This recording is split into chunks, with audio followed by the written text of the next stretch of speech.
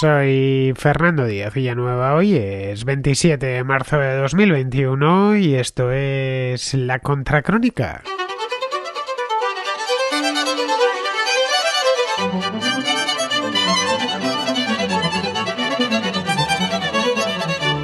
Bienvenidos a la contraportada, la última del mes. Bueno, la última del mes, a este mes le queda muy poquito ya porque estamos a 27, así que le queda esto ya solo 3 días. No habrá ni contraportada ni contraplano en lo que queda de marzo, pero ya los tendremos de vuelta en abril. Bien, si queréis participar en la contraportada, este programa es exclusivamente de libros, de literatura en general. También, por supuesto, caben ensayos, caben cómics, por ejemplo, que en algunas ocasiones han pasado por aquí. Hoy no tenemos ningún cómic, lo digo ya de antemano.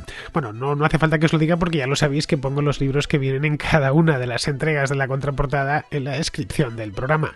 Si queréis participar en la contraportada, cosa a la que os invito, y os digo ya, es el programa que menos cola tiene de espera para pasar las llamadas. No es que los contraescuchas no lean, que leer leen, pero no son muchos los que se animan a enviarnos sus recomendaciones.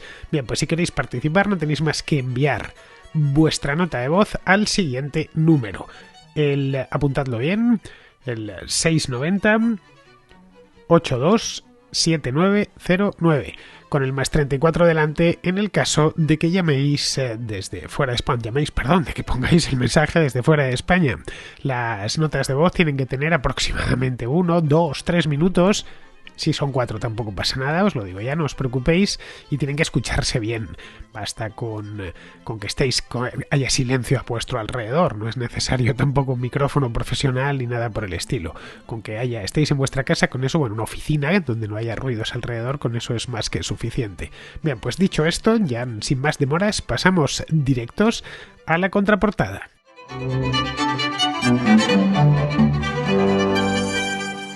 Empezamos la contraportada de esta semana con Diego, que nos trae una novela británica, bastante famosa, por cierto, de hace ya 80 años, más de 80 años, de hecho, pero que sigue siendo un auténtico superventas.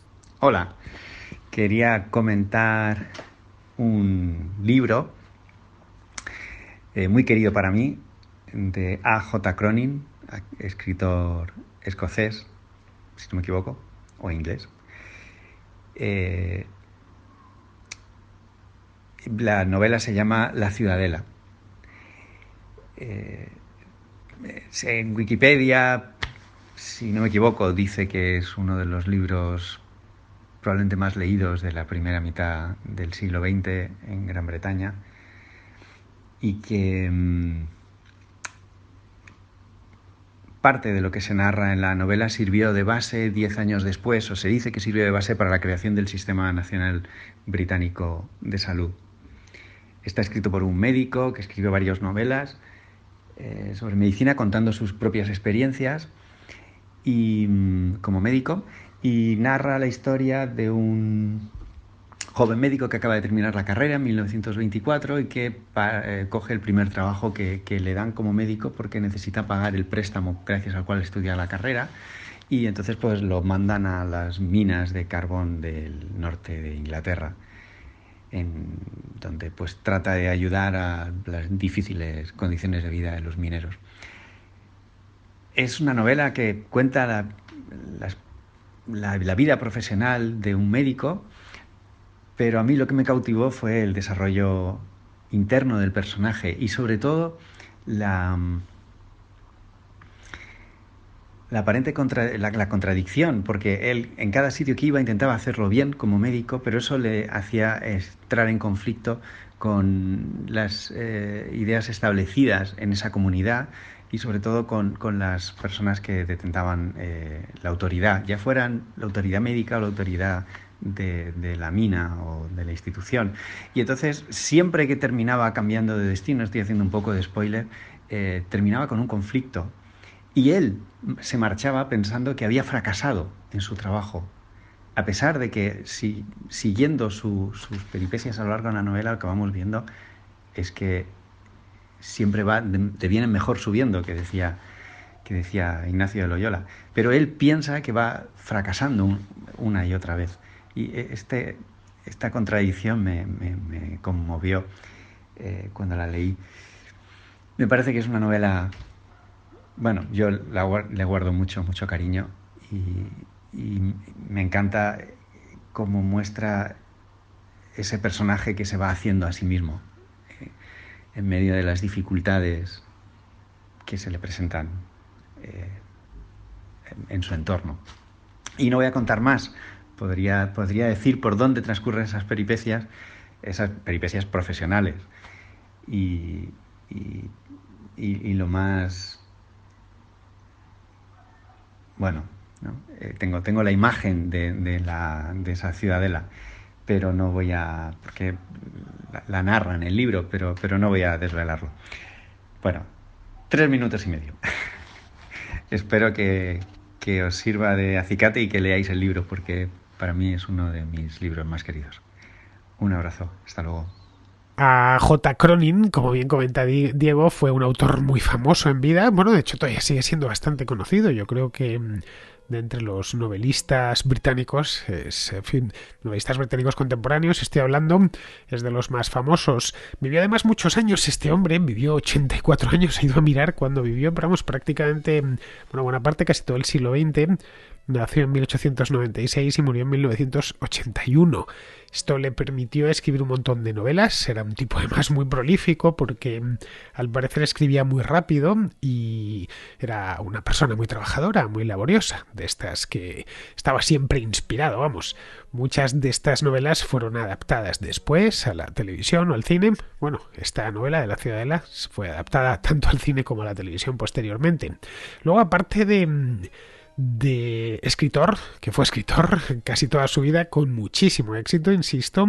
Aparte de eso fue médico, de ahí que en La Ciudadela pues habla con conocimiento de causa. Es una novela que tiene como protagonista un médico y tiene el trasfondo de toda la novela, es la medicina. En este caso sí que no hablaba de oídas ni nada de eso, no tuvo que hacer mucha investigación porque él mismo había sido médico en una mina, así que lo conocía bastante bien y de primera mano. Bien, que Cronin llegase a ser escritor, no digamos ya escritor, novelista de éxito, tuvo mucho de casualidad, porque a él le gustaba la medicina, muchísimo además, y él que era uno de estos médicos vocacionales. Bueno, creo que la práctica totalidad de los médicos son vocacionales, pocos oficios se me ocurren en los que la vocación es más importante. Es algo así, y cualquiera que conozca médicos o haya tratado con ellos lo sabe bien, es algo que, una vocación que nace casi en la infancia y a partir de ahí bueno, ya pues hacen todo lo posible por llegar a ser médicos y es una profesión que es tan demandante en todos los aspectos, cuesta mucho llegar a ser médico y luego además exige muchas renuncias durante la carrera laboral que o tienes vocación o si no estás completamente perdido. Bueno, este hombre de hecho durante la Primera Guerra Mundial, cuando él todavía era un estudiante de medicina, claro, nació, os decía antes que había nacido, lo tengo que apuntar, en 1896, claro, la Primera Guerra Mundial le llega cuando todavía es pues un jovenzuelo, no había cumplido ni siquiera en el año 1914, no había cumplido ni siquiera 20 años. Le empieza la guerra y él tiene 18 años, estaba en ese momento en plenos estudios, estaba estudiando en Escocia, él era escocés, y le mandaron al frente, pero le mandaron al frente como oficial médico, creo que como teniente o algo así, porque era universitario, todavía no se había licenciado en medicina. Claro, aquello para Cronin, el frente creo que lo hizo en la Marina, esto es, si mal no recuerdo, haberlo leído hace tiempo, vamos que no estuvo propiamente en el frente del oeste ni nada de eso. Bueno, la cuestión, estés en la Marina donde estés, en una guerra para un médico pues es todo un desafío y para un estudiante pues a mí no se me ocurren mejores prácticas que las de para un médico que es un estudiante de medicina que estar en una guerra, ¿no? Luego ya posteriormente terminó la carrera, eso sí, se formó en varios hospitales, posteriormente a la guerra, quiero decir. Entre ellos, un pueblo minero al sur de Gales. Y eso es lo que ya esta estancia en este hospital marca su carrera como médico y su carrera como escritor, sobre todo como escritor. Lo debió hacer muy bien porque en el año 1924 cuando Cronin pues era todavía muy joven, no tenía ni 30 años todavía, fue nombrado inspector médico de minas de todo el Reino Unido. En aquel momento, después de la guerra, hay un montón de huelgas, hay mucho malestar social en general en todo el Reino Unido, que ha ganado la guerra, pero que no ve que las consecuencias hayan sido muy positivas, ven que los británicos ven que la guerra no ha tenido demasiado sentido, se han defendido, han tenido que gastar muchísimo, enterrar a un montón de jóvenes y al final resulta que las cosas después de la guerra están peor que antes de la guerra. Eso ocasiona infinidad de huelgas a lo largo de los años 20 y mucho malestar social, como os decía. Y empieza a ver, los laboristas además crecen, y empieza a haber mucha conciencia social, los sindicatos empiezan a cobrar muchísima fuerza, empieza a haber mucha conciencia social, entre otras cosas, en las minas, cuyo trabajo era penoso. Bien, pues Cronin, siendo, ya digo, bastante joven, empieza a estudiar las regulaciones sanitarias que había en las minas de carbón, que no eran muy estrictas, por cierto, y empieza a hacer investigaciones y a descubrir correlaciones entre la inhalación de polvo de carbón y el desarrollo de enfermedades pulmonares. Todo esto se fueron publicando y le granjearon cierto renombre. Se basó en esta experiencia médica que él había tenido sobre el terreno, la mejor experiencia posible, sobre sus propias investigaciones en torno a los riesgos para la salud que entrañaba la industria minera, para escribir su novela esta de La Ciudadela, que está ambientada en Gales y se publicó años después, se publicó ya en 1937. Pero mucho antes de eso se había mudado a Londres como médico y ya tenía muchísimo renombre en el oficio, como os decía, y ahí abrió una consulta propia, siendo todo jovencísimo. Estamos hablando de un hombre de poco más de 30 años.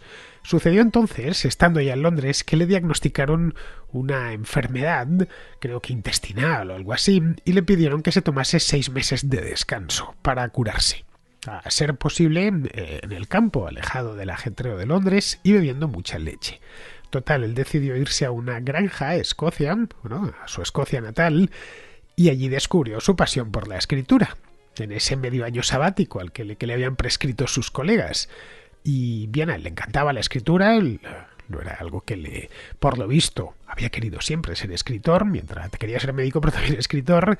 Antes de eso solo había escrito artículos científicos, y allí en esta comparecencia, estos meses de descanso en esta granja escocesa, escribió su primera novela, que fue Hatter's Castle, que sería en español la traducción es El Castillo del Sombrerero. Está ambientada en Escocia, que para él también era muy conocida, y el manuscrito además fue rápidamente aceptado por una editorial. La novela fue esta del Castillo del Sombrero, fue un éxito bestial, inmediato además, la crítica la alabó, y esto ya lanzó su carrera, la propulsó hacia adelante como autor. Pero a partir de ese momento ya nunca más volvió a ejercer la medicina. Algunas de sus historias, no todas, ya digo que escribió muchísimas novelas, se basan en su propia carrera de médico y en el conocimiento que tiene. Son unas novelas muy realistas y tiene también crítica social, no en todas, insisto, pero muchas de ellas, realismo, crítica social, también trabaja, por supuesto, los amoríos y todas estas cosas que tienen cabida en las novelas. Sus obras suelen focalizarse, al menos por lo que yo lo conozco a Cronin, en los conflictos que se dan, los conflictos morales entre el individuo frente a las injusticias de la sociedad. De hecho, sus héroes son siempre idealistas, que luchan para que se haga justicia para el hombre a pie, ¿no? En una de sus primeras novelas, que se titula Las estrellas miran hacia abajo, él empieza a contar, entra dentro de lo que es... Esta está ambientada también en una comunidad minera, pero en Inglaterra, no en Gales, y empieza a contar, pues los movimientos que hay para conseguir mejoras para los propios mineros y cómo uno de los mineros consigue llegar a diputado en Westminster, en el Parlamento. Pero su obra más famosa es de su primera etapa, es de Citadel, La Ciudadela, que es la que nos trae Diego, que es del año 37, como os decía antes. Esta novela, ya nos la ha contado Diego bastante bien, cuenta la historia de cómo el médico de una empresa minera se pelea con esa empresa para mejorar las condiciones sanitarias de los mineros. En la novela Cronin, una de las cosas que hace es abogar por un servicio de sanidad pública gratuito. El autor, evidentemente, en el acto se ganó enemigos en la profesión médica. Y incluso llegaron algunos médicos, trataron de que no se pudiese publicar la novela. Bien, la novela también habla de corrupción dentro del sistema sanitario, de muchísimas injusticias que se cometían. Aquello, como bien nos comenta Diego, en el Reino Unido condujo una reforma integral que se llevó a cabo después de la Guerra Mundial, la Segunda Guerra Mundial. Sus ideas fueron fundamentales en la creación del NHS, que es el Servicio Nacional de Salud del Reino Unido, que sigue existiendo y es uno de los grandes orgullos de los británicos.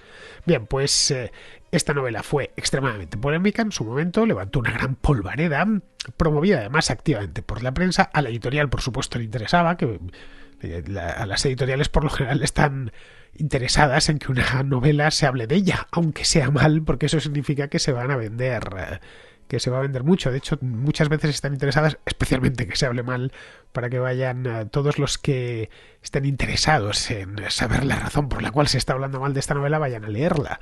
Bien, en este caso hablaba pues de mineros que no tenían atención médica por falta de médicos en las áreas rurales, especialmente en las cuencas mineras, mientras que en Londres o en Manchester o en Liverpool había, es decir, las grandes ciudades, las ciudades ricas de Inglaterra, había muchos médicos que atendían a quienes podían pagarlo. Y les atendían y les cobraban muchísimo. Bien, la historia está muy bien contada. Sí que pronto saltó esta historia de la ciudadela, saltó el Atlántico y se convirtió en un bestseller en los Estados Unidos.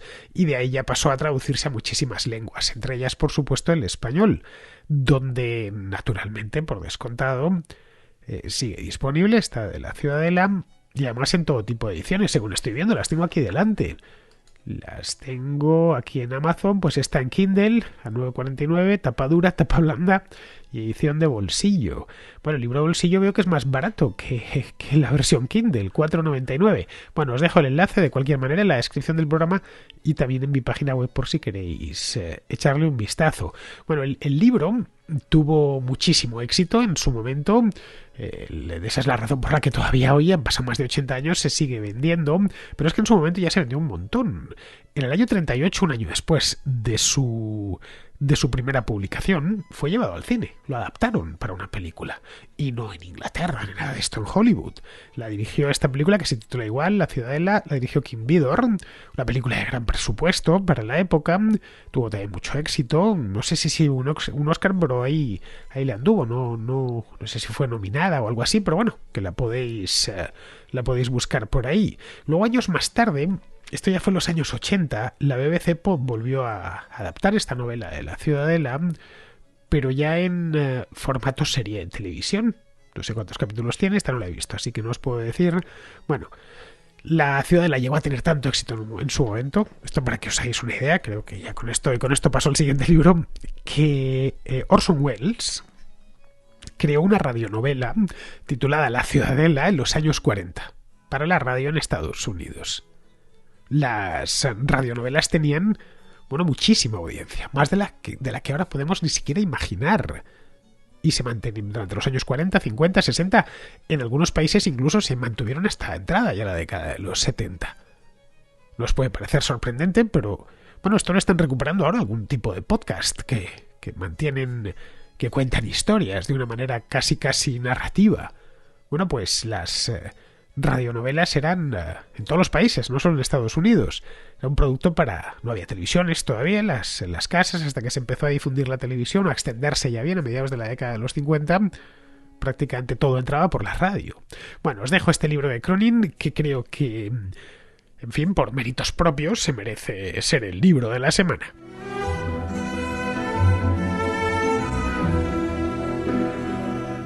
Seguimos con Luis, que nos trae otro clásico. Bueno, esta vez va algo más allá del puro clásico. Esto creo que es un superclásico. Un libro escrito por un emperador romano en el siglo II después de Cristo. Hola, Fernando y demás contraplanistas. Bueno, agradecerte tu labor informativa y divulgativa. Y nada, pues yo hoy vengo a recomendaros las meditaciones de Marco Aurelio.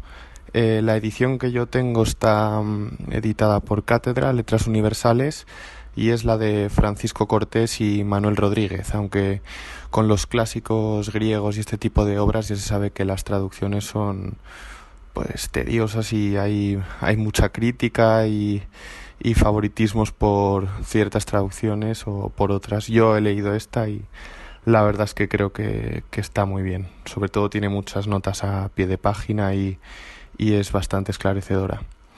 Bueno, pues ¿por qué recomiendo esta obra?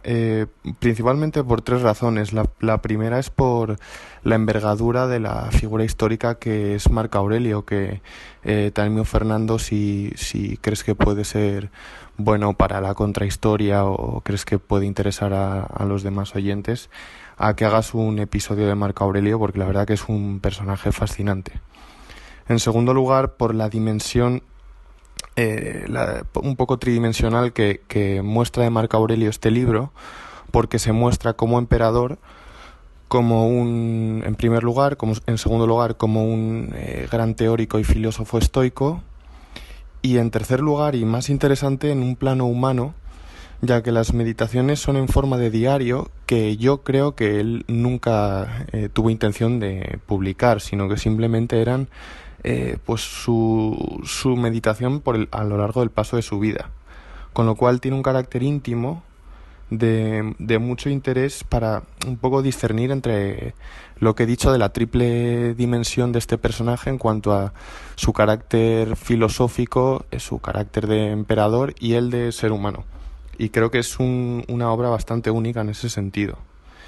Y en tercer lugar, querría recomendarlo por exponer la filosofía, o es un acceso a la filosofía, en este caso a la escuela estoica, que empieza en el helenismo, como bien sabes, pero Marco Aurelio es un gran exponente en Roma junto con Séneca, y es una corriente filosófica que yo creo que está muy en boga ahora mismo. Yo soy psicólogo y la verdad que las enseñanzas son importantes, y sobre todo también recomiendo porque este tipo de escuelas filosóficas no son tan teóricas, sino un poco más de carácter práctico, o sea, enseñan estilos de vida y tratan de responder a la pregunta de cómo hay que vivir, cómo tiene que vivir el ser humano, con lo cual es una filosofía, podríamos decir, práctica, que es un gran crítico es Pierre Hadot, que escribe muchísimo sobre las escuelas helenísticas y para mí es el mayor experto en este campo. Nada, muchas gracias, y bueno, espero que la recomendación salga adelante y inspire a contraplanistas, y ojalá de verdad hagas el episodio de la contrahistoria de Marco Aurelio, porque lo puede ser muy interesante. Gracias, Fernando, y un abrazo a todos. Bueno, poco puedo añadir a lo que nos ha contado Diego. Las meditaciones de Marco Aurelio es una obra conocidísima. Yo creo que mal que bien todos la hemos leído, aunque no entera, pero si la conocemos. Yo desde luego tengo un ejemplar, el de cátedra, el mismo que tiene Diego desde siempre, desde que estudiaba en la universidad. Es muy cortito, ¿eh? Y la verdad es que me ha gustado siempre mucho. Es de estas lecturas que puedes hacer puntuales, te sientas un rato y lo lees, o mientras vas en el metro, siempre sacas algo útil de las meditaciones de Marco Aurelio.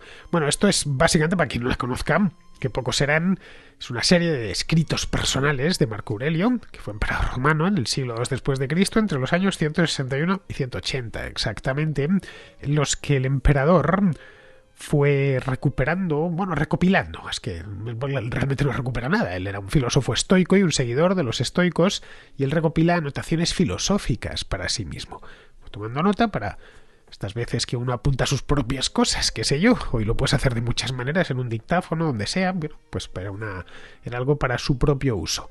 Son un total de 12 libros, pero no libros en el sentido de que tenga 12 volúmenes, no. 12 se dividió de manera convencional en 12 libros hace ya siglos, pero aún así es muy breve, el libro en sí es brevísimo, y relata los diferentes periodos de la vida de Marco Aurelio, y en origen estaban escritas en griego. Podéis pensar, bueno, el emperador romano escribiendo en griego. Sí, él decidió escribirlo en griego porque en aquel entonces, el siglo II después de Cristo, todavía el griego seguía siendo la lengua culta, refinada, la lengua que cualquier romano que se considerase a sí mismo una persona culta tenía que hablar y, por supuesto, tenía que escribir. Bien, en líneas generales, lo que ya digo que está muy bien, en líneas generales lo que hace el emperador Marco Aurelio es recomendar y recomendarse a sí mismo llevar una vida sencilla, honrada, lo más honrada posible, sin caer en los delirios de grandeza, y ser una buena persona, en definitiva. Es poco probable que Marco Aurelio alguna vez tuviese intención de que esto lo leyesen otras personas. Eso es importante remarcarlo. No tenemos ninguna constancia de que Marco Aurelio quisiese hacer públicas estas reflexiones suyas. La obra, de hecho, el título Meditaciones se le puso mucho después, él no lo llamó Meditaciones. Esta obra, siglos más tarde, se compila de nuevo, se le otorga la autoría a Marco Aurelio y se le pone de título Meditaciones, sin más ni más. Claro, como era algo para sí mismo, el estilo es variado, a veces son simples citas, muy sentenciosas todas. A ver si os leo alguna que tengo aquí que me he apuntado. Otras veces son párrafos más largos, con una reflexión más elaborada. Marco Aurelio, os sorprenderá que un emperador romano, a los que siempre imaginamos, pues no sé, conquistando nuevas tierras, o a veces en fiestas decadentes en el Palatino, en Roma, ¿cómo se podía dedicar a estas cosas? Pues sí, algunos emperadores romanos fueron muy cultos. Este concretamente llegó a ser muchísimo, el que más, sin ninguna duda. Marco Aurelio era hijo de un patricio romano que llegó a emperador gracias a que Adriano se fijó en él cuando aún era muy joven. Adriano decidió nombrar como heredero suyo a Antonino Pío, pero eso sí, le puso una condición. Te voy a entregar la corona cuando yo muera, pero a cambio de que tú se la entregues a Marco Aurelio, que no era su hijo biológico. Es decir, para eso tienes que adoptar antes a este jovenzuelo. Y eso es lo que sucedió, es lo que hizo Antonino Pío. La verdad es que no sé si fue el mejor emperador de Roma. En esto hay opiniones. Le tocó ya la cosa cuando empieza ya poco a poco la cosa a ponerse crítica. Pero desde luego sí que fue el más sabio de todos. Era este hombre un gran aficionado a la filosofía, por lo que se rodeó de filósofos. Pero el imperio de la época ya no estaba para muchas filosofías. No era el imperio de Adriano, ni mucho menos un imperio en paz.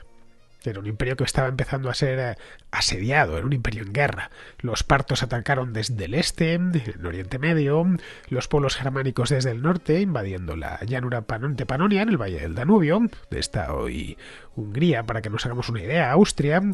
Y esto le obligó a pasar buena parte de su reinado en campaña, yendo de aquí para allá con las tropas. Y fue entonces, estando en campaña, cuando escribió sus Meditaciones.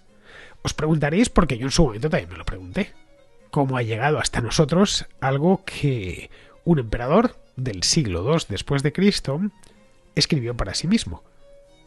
Y que además no tenía ninguna intención de hacer público. Esto se iba a quedar solo para él. A lo sumo, qué sé yo, para su hijo Cómodo, que era una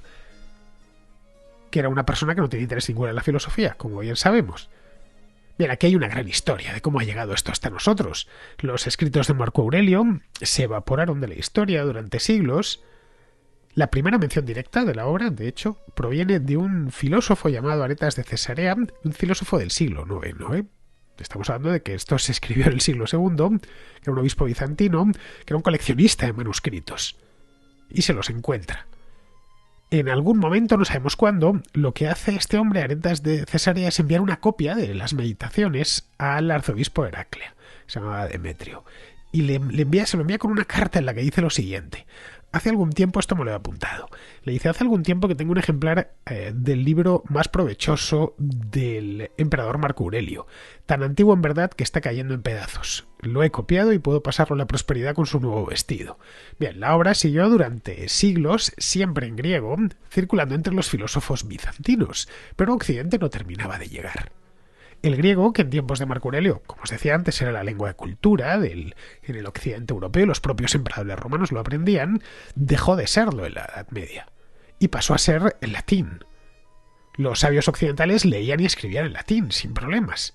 El griego solo lo hablaban los filólogos, los que se habían especializado en eso. Así que había que servirles a los sabios occidentales los libros en ese idioma, en latín. Las meditaciones no se traducirían en latín hasta el siglo XVI. Lo hizo un tipo llamado Guillermo Schilander, que era un filólogo alemán que dominaba muy bien el griego. Encontró un manuscrito, seguramente llegado desde Bizancio, y lo volcó al latín. Y luego, a partir de ahí, se distribuyó rápidamente por todas las universidades europeas. Es como os decía antes, un libro breve, de unas 100 páginas tendrá aproximadamente. Podéis encontrar ediciones comentadas por ahí, que es algo más grueso, pero lo que le pone páginas es el comentario, no las meditaciones propiamente dichas. Las meditaciones se leen muy rápido y están cargadas de sabiduría. Así que, como os decía antes, lo prometido es deuda. Os voy a leer algunas de estas meditaciones para que os hagáis una idea. A ver, he tomado aquí unas cuantas, poquitas, ¿eh? Tengo aquí una del libro cuarto, ¿Qué dice? El libro cuarto tengo dos, concretamente. Dice, se buscan retiros en el campo, en la costa y en el monte. Tú también sueles anhelar tales retiros, pero todo eso es de lo más vulgar, porque puedes, en el momento que te apetezca, retirarte en ti mismo. La siguiente. Corre siempre por el camino más corto, y el más corto es el que discurre de acuerdo con la naturaleza. En consecuencia, habla y obra en todo de la manera más sana, pues tal propósito libera de las aflicciones, de la disciplina militar, de toda preocupación administrativa y afectación. En el libro séptimo, esta me encanta, esta es buenísima, hay una meditación que dice lo siguiente. No pongas tu mirada en guías interiores ajenos. Antes bien, dirige tu mirada directamente al punto donde te conduce la naturaleza del conjunto universal por medio de los sucesos que te acontecen y la tuya propia por las obligaciones que te exigen. Cada uno debe hacer lo que le corresponde a su constitución. Lo que prevalece en la constitución humana es la sociabilidad. En segundo lugar, la resistencia a las pasiones corporales, pues es propio del movimiento racional e intelectivo marcarse límites y no ser derrotado nunca, ni por el movimiento sensitivo ni por el instintivo, pues ambos son de naturaleza animal, mientras que el movimiento intelectivo quiere prevalecer y no ser subyugado de aquellos. En tercer lugar, en la constitución racional no se da la precipitación ni la posibilidad de engaño. Así pues, el guía interior, que posee estas virtudes, cumpla su tarea con rectitud y posea lo que le pertenece. En el libro noveno tengo un par de ellas también que os he seleccionado aquí. La primera dice, todo cuanto ves, muy pronto será destruido. Y los que han visto la destrucción dentro de muy poco serán también destruidos. Y el que murió en la vejez extrema acabará igual que el que murió prematuramente. Y esta ya es la última. Rememora sin cesar a los que se indignaron en exceso por algún motivo, a los que alcanzaron la plenitud de la fama, de las desgracias, de los odios o de los azares de toda índole. Seguidamente haz un alto en el camino y pregúntate, ¿dónde está ahora todo aquello? Humo, ceniza, leyenda y ni siquiera leyenda. Bueno, como veis es una auténtica maravilla plagada de perlas. Sus derechos están más que vencidos porque la criatura pues tiene ya casi 1800 años de antigüedad. Pero bueno, podéis encontrar ediciones en papel muy buenas como esta de Cátedra que nos comenta Luis, así que os dejo el enlace. Bien, vamos a seguir, vamos con Santiago, que nos trae un libro de Orwell, de George Orwell, que pasó por aquí hace ya 3 años. Y hoy hace 81 años que se publicó 1984 de Orwell, y quería hablar sobre ese libro. Yo creo que lo clavó completamente, que todo lo que dice se ha ido cumpliendo. De hecho, esta gente que no le gusta la libertad, pues ¿qué tenemos? Tenemos 20 ministerios, pero al final son los tres: el Ministerio del Amor, el Ministerio de la Paz y el Ministerio de la Verdad. Mienten, mienten y mienten. El lenguaje, la neolengua, el lenguaje inclusivo, el gran hermano te vigila, el Big Data. Es que estamos rodeados, se está cumpliendo. No quiero ser pesimista, y gracias a Dios yo ya tengo una edad y no lo veré, pero las nuevas generaciones lo van a pasar muy mal. Siento el tono pesimista de este comentario. Muchas felicidades por tus programas porque me parecen magníficos. Hasta luego. Como os decía antes, este de 1984 ya pasó por la contraportada hace casi 3 años, el 22 de septiembre de 2018. Le he ido a mirar el archivo ahora. En su momento lo comenté in extenso, más no me queda mucho tiempo, es porque me he enredado con Marco Aurelio, así que os remito al archivo para no repetirme. A ver, este de 1984 es un gran libro, bastante premonitorio, como comenta Santiago, del tipo de sociedad que llegaba.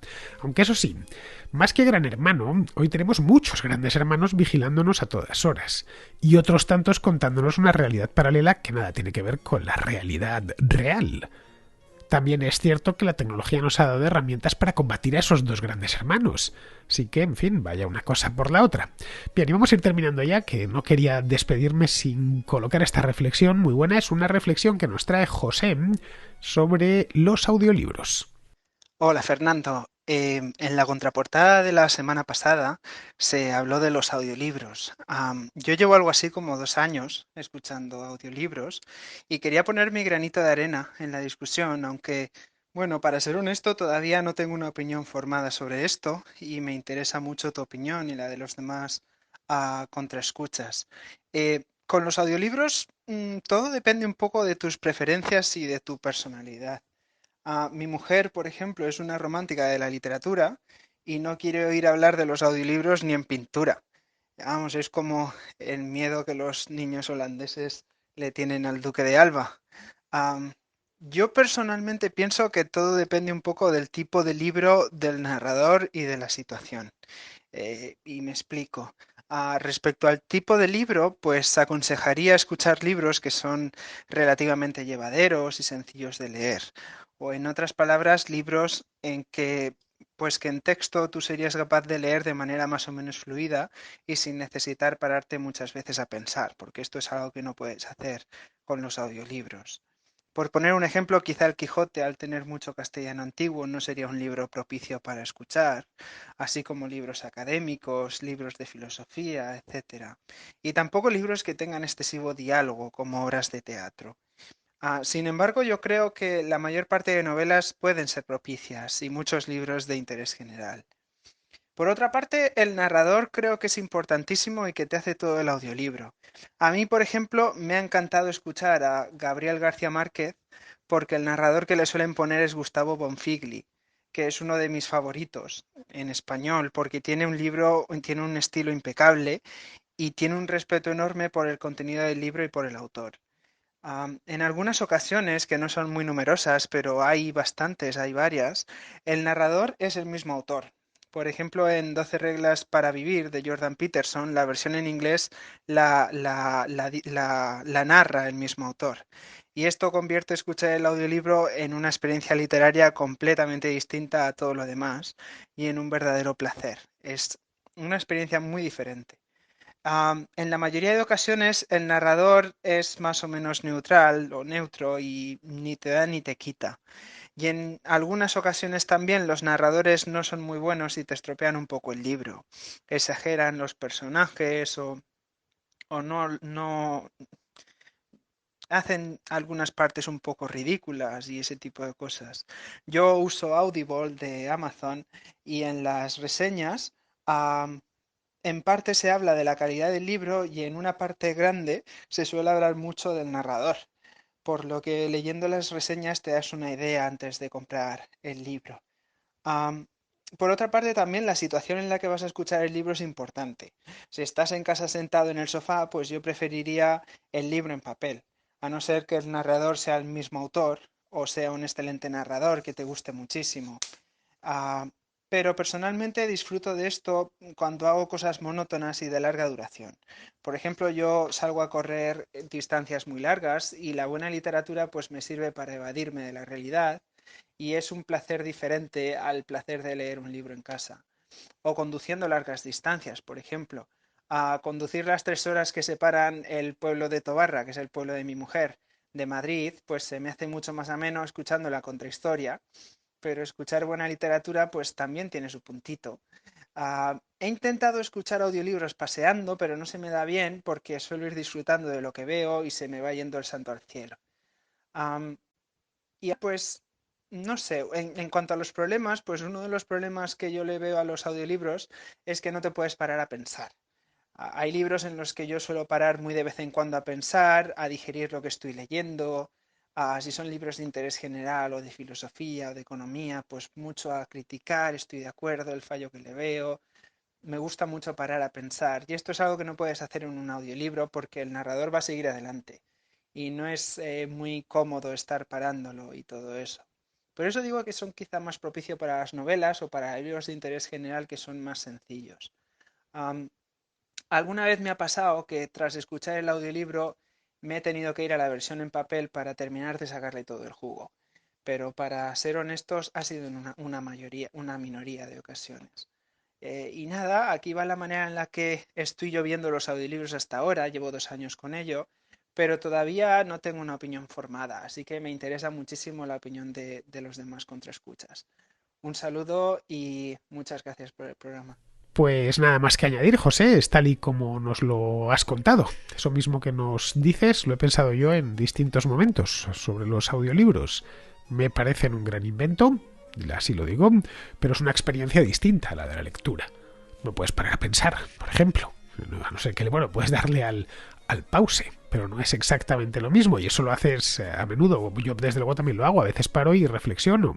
No puedes subrayar, eso sí que no puedes hacerlo en el audiolibro. Puedes echar marcha atrás, pero no de un modo tan rápido y provechoso como con el texto escrito. Vamos, que esto de los audiolibros tiene sus ventajas, eso es indiscutible, pero también sus inconvenientes. Bien, pues con esto ya terminamos la contraportada de hoy. Mañana tenemos contrarréplica, así que aquí os espero. Hasta mañana, amigos.